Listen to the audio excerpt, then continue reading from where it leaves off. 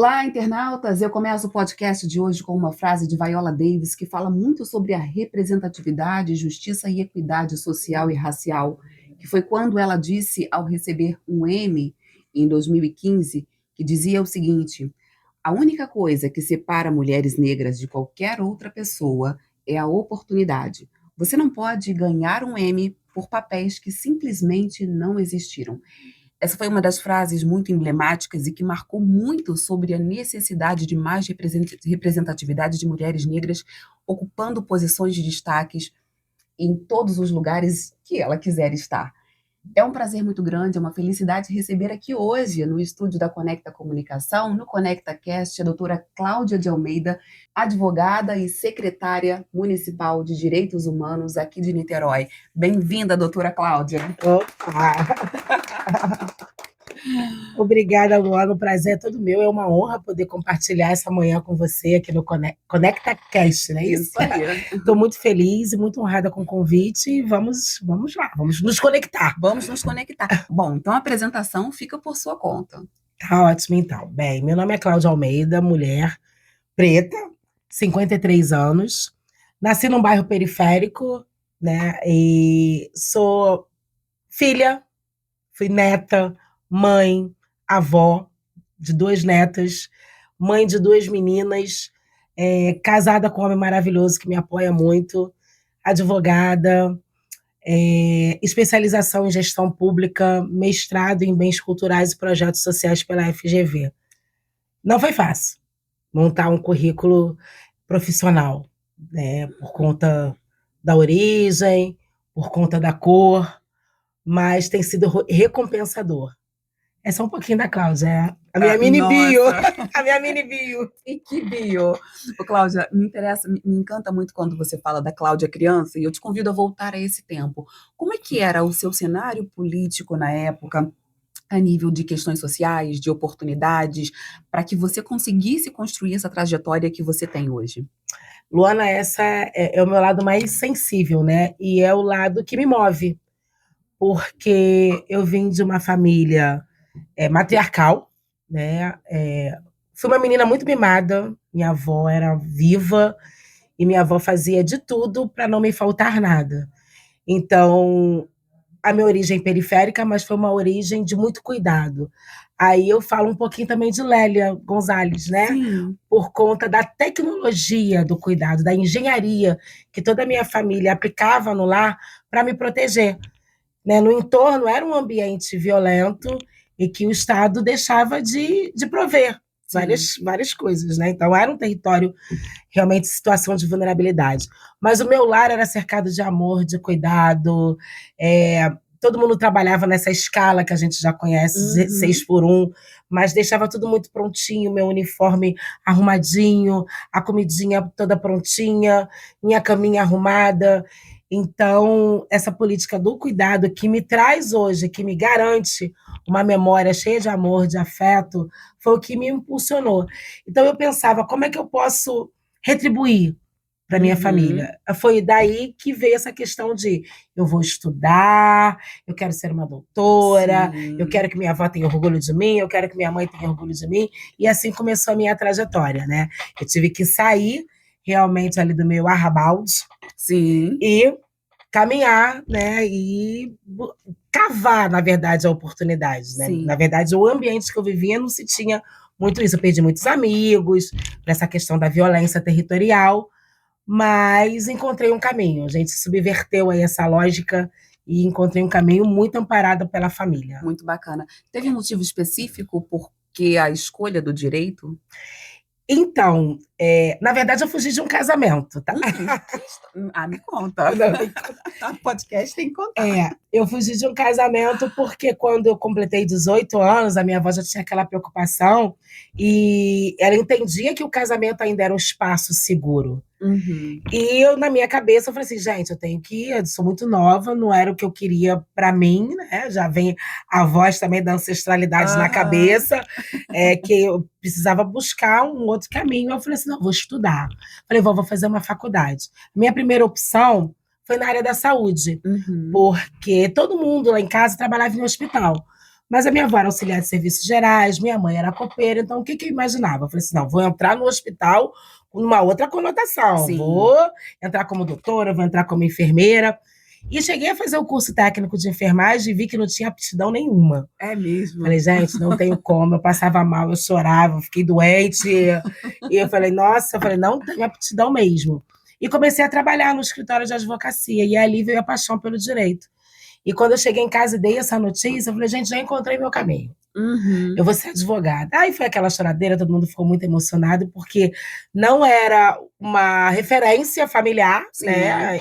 E eu seria a primeira advogada, a primeira com uma formação superior. Então foi muito impactante, foi uma loucura, foi uma festa. Nossa, imagina. É. Mas vem cá, você já se imaginava hoje fazer parte de uma gestão pública, por exemplo, exercendo direitos humanos? Não, não estava nos meus planos. Nesse período especificamente, não estava. Eu me formei muito nova, me formei com 23 anos e me coloquei no mercado de trabalho. Mas, assim, o que que eu herdei da minha família? Herdei esse pulso firme, Sim, né, essa trajetória muito digna, mas eu não herdei o financeiro, não herdei um sim, escritório, não herdei uma carteira de clientes potentes. sim. Então, eu tive que começar realmente do zero. E nesse meio tempo perdi minha avó também, o que me deixou muito, assim, que foi um baque, né, Sim. para toda a família. E tive que me lançar no mercado de trabalho. E eu não conseguia prover, né? Eu não conseguia Uhum. me sustentar. Todo início é muito É difícil, muito né? difícil. Aí me casei, acabei me casando. Aí veio a minha primeira filha, que hoje já vai fazer 30 anos, a Jade. Aham. E a gente tem que botar o pão dentro de casa. Enfim, eu fui para o contencioso da advocacia, e sempre tive dentro de mim que eu deveria contribuir com a minha profissão, deveria também dar alguma coisa para a sociedade. Uhum. Então, eu não tinha cliente, eu tinha sócio, né? Eu falo que eu era uma sucursal da Defensoria Pública, Sim. porque eu estava sempre muito predisposta a ajudar o vizinho, a filha do vizinho, a trabalhar em cima, de repente, de uma prisão injusta. Então, eu Nossa. militei muito nesse campo. Então, era um campo que eu ainda tinha dificuldade de prover a subsistência até da própria família, Uhum. mas eu tinha um amor pela profissão, mas eu pensei, não pode ser só isso. Aí eu fui convidada para compor a equipe técnica de um centro de referência especializada em assistência social. Isso foi em 2011. Então eu Uhum. fiquei 2 anos trabalhando no CREAS, Sim. no Rio de Janeiro. E aí foi meu primeiro contato com o serviço público. E ali você também trabalhar na assistência social, você já tem uma outra visão de vida. Sim. A gente aprende a colocar assim num cantinho, numa caixinha, tudo que você aprendeu, toda a sua cultura, porque você tem que lidar com a realidade do outro. E sem Sim. julgar, sem ter preconceitos. Acho que é o mais difícil para todo mundo, É né? muito Porque difícil. no discurso é muito fácil, Mas mas na prática não é fácil, não é nada fácil. Então, assim, foi um laboratório incrível para mim e eu posso te falar, assim, de maneira muito segura. Ali eu comecei a entender o que são os direitos humanos. Né? Foi nesse contato realmente na assistência social, de você acompanhar uma família em situação de vulnerabilidade e risco, e você trabalhar num programa que ali trabalha com o jovem em conflito com a lei, né, que é de você, isso? o jovem em conflito com a lei são os adolescentes que cometem algum ato infracional. Então, quando eles vêm cumprir alguma medida socioeducativa em meio aberto, tem que ter um acompanhamento. E a Uhum. gente fazia o acompanhamento desses meninos. Então, assim, a gente tinha uma equipe, eu lembro que era em Jacarepaguá, a equipe era muito atuante. Sim. Então, assim, a gente não queria perder o menino. A gente saía ali do nosso prédio, nosso espaço seguro, a gente se colocava dentro do território, fazia a visita domiciliar, fazia todo um trabalho de convencimento para o menino voltar a cumprir a medida, para ele poder ter o protagonismo da vida dele, retomar os estudos. Então, assim, essa foi a minha primeira experiência. E ali eu entendi, não pode ser só isso. Eu quero até antecipar uma das perguntas que eu tinha aqui em pauta, para a gente começar a desmistificar o que muito se ouve sobre os direitos humanos, porque na massificação, na cabeça das pessoas, entende-se que os direitos humanos está ali para defender o criminoso, está ali para brigar por aquele que fez isso. Vamos começar rompendo isso, porque está muito além, né? Eu acho que é indispensável a gente falar sobre isso. Essa questão de que as pessoas trazem de que os direitos humanos vêm para defender a quem não deve ser defendido. Como é que é isso para você encarar? Luana, perfeito, assim, quando eu conheci os direitos humanos e comecei a militar mesmo nesse segmento, Essa era a minha preocupação, de mudar na cabeça das pessoas esse conceito, que é quem defende direitos humanos está defendendo impunidade. Direitos humanos é o que define a nossa própria existência. A gente fala de direitos humanos desde os primórdios. Seu direito à vida, seu direito à liberdade, seu direito à segurança, direito à dignidade. Então, são todos os bens ali tutelados na nossa lei maior, mas que a gente já fala sobre isso antes de Cristo. Sim. Então, é isso que a gente precisa colocar na cabeça das pessoas, que os direitos humanos não é defender a impunidade, é defender tudo que norteia o ser humano, a própria existência, a nossa própria existência. A gente nasce, a gente já tem o direito a ter nossa certidão de nascimento, isso já é o primeiro exercício da cidadania. Outros direitos a gente teve que conquistar com muita luta, através de muito movimento, o direito das mulheres em votar, em se divorciar. Sim. Então, tudo isso compõe esse grande guarda-chuva que são os direitos humanos. O direito ao envelhecimento saudável, o direito da sua infância. Então, ele vem te acompanhando. Mas isso carrega ainda uma forma, um caminho de justificativa com a questão das violências por conta da desigualdade social? Sim. Eu acredito que sim, eu vejo que sim. A desigualdade social, como é que a gente pensa? É um grupo que teve todos os direitos negados ou subtraídos ou cerceados. Sim. Né? E tem um outro grupo que tem tudo isso com mais veemência. Então, essa diferença acaba tendo realmente um conflito. Porque hoje, o que a gente pensa? A gente não fala nem mais só em igualdade, né? Sim. A gente fala em equidade. Como é que a gente vai ter uma sociedade mais equânime, na verdade? Sim. Então, aí a gente começa a trabalhar na questão das ações afirmativas, porque o Estado, que também é um grande provedor, para determinados grupos, ele só tirou ou negou ou não reconheceu.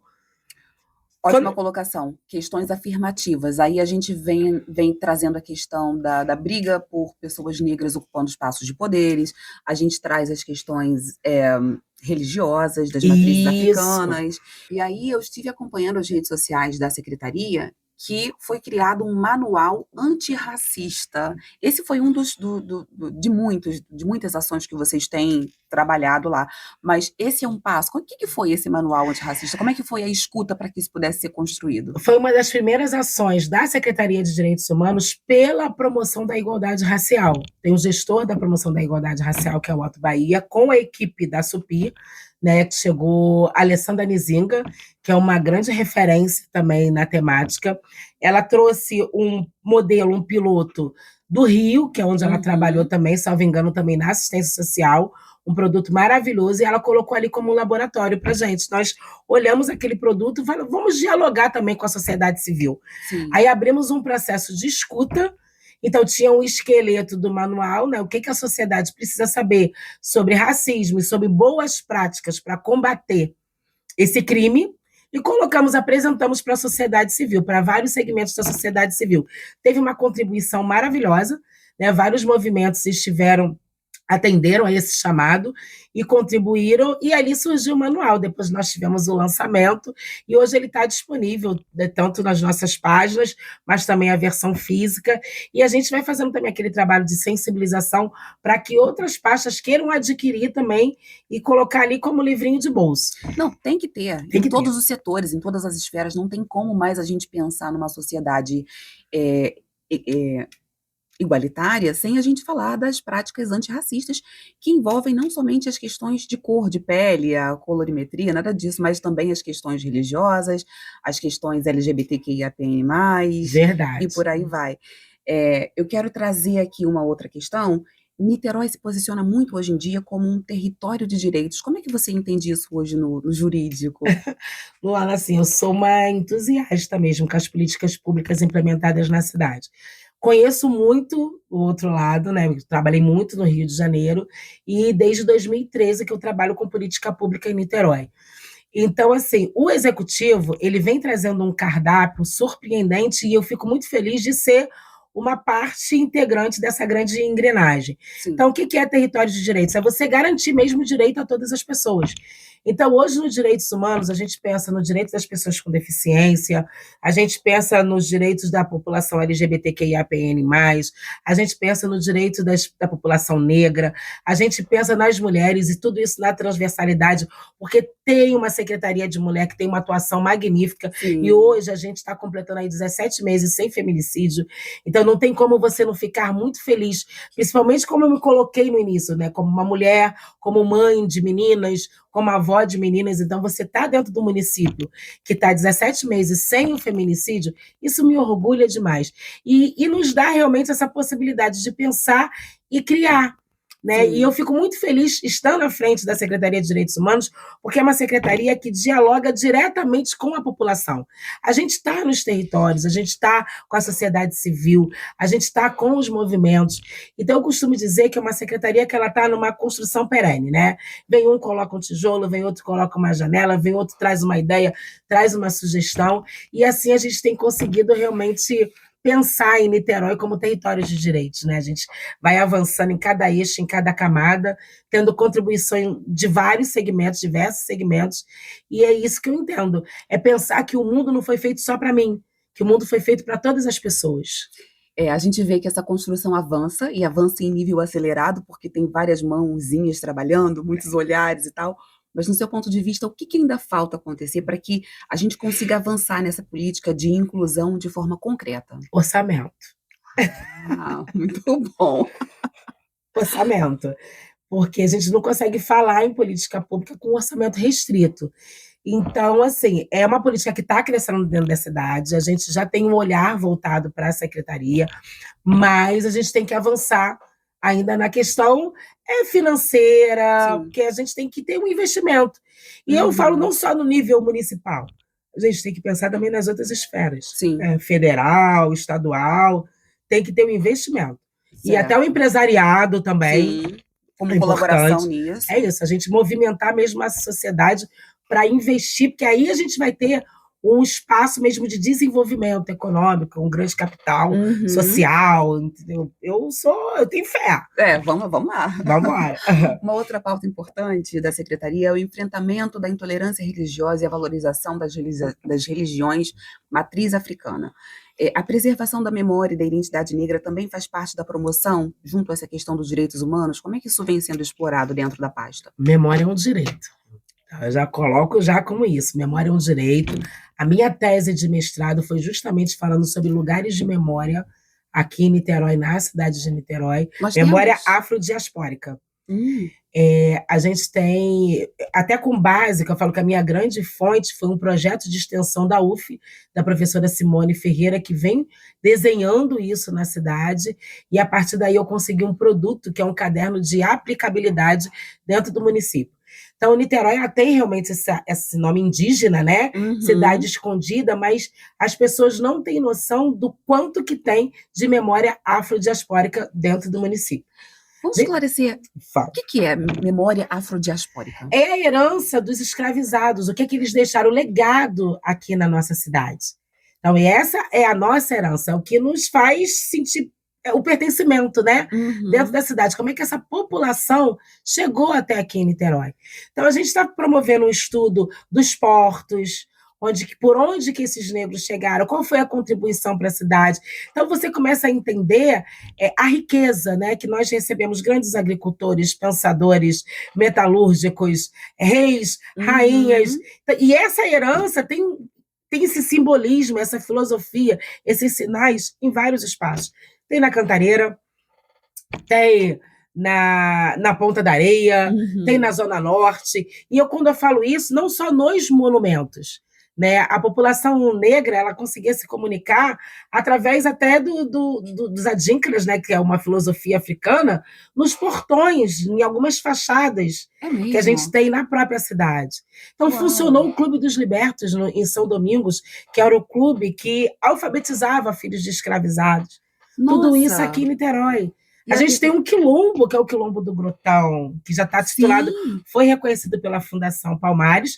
Eles ainda têm ali uma discussão, um debate com relação à regularização fundiária, mas existe, tem esse quilombo ali, né? E, assim, o ponto que eu falo que é a cereja do bolo que tem um estudo que é feito também por um professor da UF, professor Henrique Barahona, que é de um navio que foi a fundo em Itaipu, fazendo tráfico clandestino de escravizados, o Sumaca Maltesa. Então, hoje tem um Nossa, instituto que está fazendo essa pesquisa arqueológica subaquática para tentar encontrar destroços desse navio e trazer essa história à tona, né, à superfície.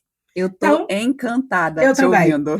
Encantada te ouvindo, porque é muita riqueza que a gente tem aqui que a gente não conhece, passa Muita riqueza, despercebido. muita riqueza. E eu também tomei conta disso. Eu não tinha esse olhar para Niterói, né? Mas você começa a fazer umas associações. A gente tem uma UF com Uhum, um campus denominado Valonguinho, aí já te remete ao quê? Cais do Valongo, no Rio uhum. de Janeiro. Então a gente não costuma fazer essas associações. Você chega no Cubango, o Cubango é um quilombo. É Você mesmo. vai ouvindo ali as histórias de cada morador, que cada um vem trazendo. A gente tem ali senhoras com mais de 100 anos No dentro Cubango, do Cubango. E o nome Cubango é de uma cidade também em Angola. Então, nossa, nada disso é à toa. que Então, é riqueza. muito rico. E essa questão do quilombo, eu tomei conhecimento quando nós começamos a fazer um laboratório, porque a Secretaria de Direitos Humanos vai lançar um livro que conta a história de 15 mulheres da cidade, 15 mulheres negras, que é referência para algum território. Aí Uhum, nós conhecemos a Dona Glória, a Dona Dadécia, que é do Quilombo, e uhum. elas vieram contando histórias assim, o avô da Dona Dadécia, que era escravizado, que primeiro parou em Itaboraí, depois conseguiu se estabelecer realmente ali no Quilombo, e ali ele veio construindo a sua família, e ela tem os filhos, ela tem os netos, aí tem uma outra senhora que já está com 100 e tantos anos, Meu e elas foram Deus. me apresentando. Eu falei, nossa, que riqueza. A gente não pode perder isso. A A gente gente não fica pode encantado. permitir mais um apagamento Tem dessas que ser histórias. Tem que materializado. ser materializado, por isso que memória é um direito. Aí a gente trabalha muito com a filosofia do Sankofa, que também é um adíncaro africano, que não é tabu você olhar para trás, reconhecer o seu passado para ressignificar o seu presente, o seu futuro. Isso é ancestral. Que mulher, gente, que mulher. Ai, meu Deus. Agora, a gente pensa em romper ciclos de violência, de desigualdade. Quais são as políticas dentro da Secretaria de Direitos Humanos que estão sendo pensadas para as crianças e para os jovens? Isso. E, claro, como é que a gente vai fazer para incentivar para que esses jovens negros venham a reconhecer a sua história e o seu potencial diante dessa nova fase que está por vir? Luana, aqui em Niterói a gente tem um pacto, né? Não sei se você conhece, já ouviu falar do Não. Pacto Niterói contra a Violência. Esse pacto, ele foi lançado em 2018 e ele é uma grande ferramenta de um impulsionamento mesmo, para trazer o jovem para o protagonismo em tudo na Uhum, vida, né? Então, nós temos vários projetos vinculados. A gente tem a Escola da Família, a gente tem o Espaço Nova Geração, que funciona no Cantagalo, no Fonseca, nos CIEPs que foram revitalizados. A gente tem que é a cereja do bolo, porque é um projeto que está vinculado à Secretaria de Direitos Humanos, que é o Parque Esportivo e Social do Caramujo. Então, hoje a gente tem um Caramujo antes do Parque Esportivo e Social e um Caramujo depois. Caramujo ele já foi um bairro que já ocupou páginas policiais, assim, sim. quase que diariamente. Tem até um histórico no helicóptero que foi derrubado naquele local pelo tráfico. E o parque esportivo ele foi implementado no território mais deflagrado. E hoje nós temos lá mais de 1.000 jovens sendo atendidos. Hoje, esses jovens, eles tem o Bolsa Atleta também, né? Sim. Que eu achei lindo quando eles foram assinar o contrato do Bolsa Atleta, mas eles hoje já têm outras perspectivas, já estão inspirando outros jovens. Então, ali virou um grande centro de convivência, de lazer, de direitos humanos, de cidadania, exercício da Uhum, cidadania, porque é um espaço de referência. sim. E tem as grandes também plataformas urbanas digitais que nós temos na cidade, que é na Engenhoca, na Viradouro e em Santa Bárbara. Aí nós temos as PUDs, né, que são as plataformas urbanas digitais, que foram implementadas nos bairros da Viradouro, Engenhoca e Santa Bárbara. Uhum, Enfim, então cada equipamento desse se torna um pilar para aquele território. sim. E ali a gente consegue acompanhar cada jovem e trazer outras perspectivas. Então, quando eu falo muito do Parque Esportivo Social do Caramujo, para além dele estar vinculado mesmo na Secretaria de Direitos Humanos, é porque é uma política pública que a gente pensou lá atrás, porque fica num bairro em que o Otto Bahia, que eu falei, né? Sim. Ele residiu, ele sonhou com esse espaço, ele era atleta, então ele, toda vez que ele ia ali treinar, ele pensava, poxa, eu queria ter uma pista de corrida aqui. E hoje você tem um equipamento de ponta, Sim. que é um campo de tamanho oficial, é uma quadra também de tamanho oficial, uma quadra multi. E você ter ali 1.000 jovens referenciados em diversos atendimentos, com equipe multidisciplinar. A gente tem assistente social, a gente tem psicólogo, a gente tem pedagogo, a gente tem advogado. Uau. Então, ali, ó, acompanhando esse jovem, é uma verdadeira mentoria. Sim. Então, quer dizer, é uma maneira de você se colocar numa... eu não vou dizer embate, mas é você realmente subverter a história de um bairro. E sem ter essa entrada dura, como a gente às vezes vê o Estado chegando. Então, o que eu falo, Niterói sabe chegar nos territórios. A gente pede permissão para chegar, a gente se coloca como parte integrante daquele espaço, a gente respeita a cultura local, a gente valoriza a cultura local, e é isso, a gente trabalha junto, é um processo de escuta. Então, é outro pilar também que eu acho muito interessante dentro do município, porque a gente não faz nada sem ouvir a população. Então, a gente tem o Pacto Niterói contra a Violência, a gente tem o Niterói que Queremos, que foi um plano que foi desenhado em 2013, primeiro ele foi desenhado até 2033, agora já teve um novo lançamento, já é a população pensando em Niterói até 2050, e qual o resultado disso tudo? São os índices. Então, a gente tem uma redução drástica dos índices de violência, índices de roubo, índices de homicídio, esse feminicídio zero no município. Então, é por conta de um trabalho que foi planejado, né? Então, assim, e numa comunhão. Executivo, sociedade civil, e trazer também esse empresariado para mais perto.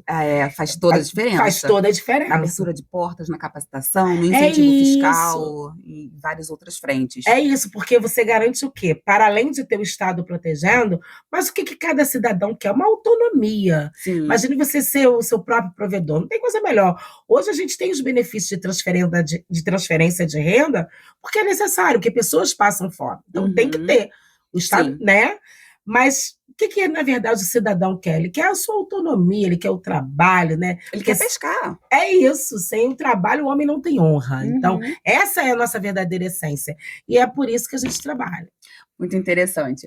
Bom, a gente já vai caminhando aqui para os minutinhos finais, eu quero agradecer a Conecta Comunicação, porque sem a Conecta Comunicação, o ConectaCast não seria possível. Esse é um oferecimento da casa, quero agradecer também a toda a minha equipe que está aqui por trás dos bastidores, fazendo um belíssimo trabalho. Uma salva de palmas para a equipe Conecta. Maravilhosos.